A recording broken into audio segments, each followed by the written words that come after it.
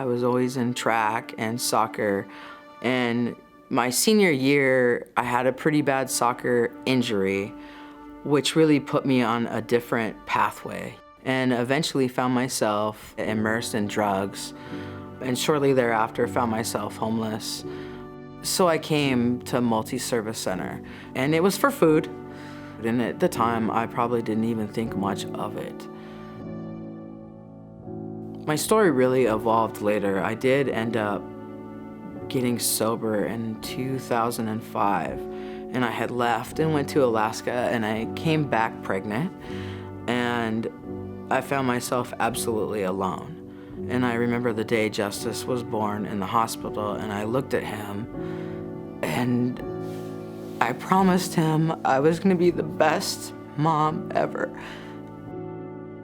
So I reached out to Multi-Service Center again, and it was for a lot more than food. I needed help with Justice. I needed clothes for him. I needed a lot of things, I guess. And I remember the ladies in the clothing bank were so nice to me. It was set up like shopping, and so I could go in there and pick out a lot of cute stuff for Justice, and they had toys and stuff, and it was just one of those experiences that I'll always remember, because I was struggling so much, and it seems like such a little thing to receive clothes and food, but having a place where I could bring Justice with me and pick out the things that he likes. You know, my story really went on from there. I met a wonderful man a few years later, and, you know, things were getting better. We had a house, we had a car, we didn't need any services, and the real estate market crashed. We lost everything we had, and we didn't have access to food again. So I came back to Multi-Service Center.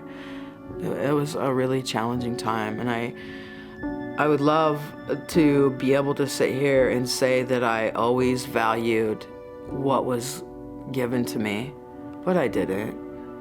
Not at that time. I wouldn't realize until years and years later what that had meant to me and how it would propel my future career.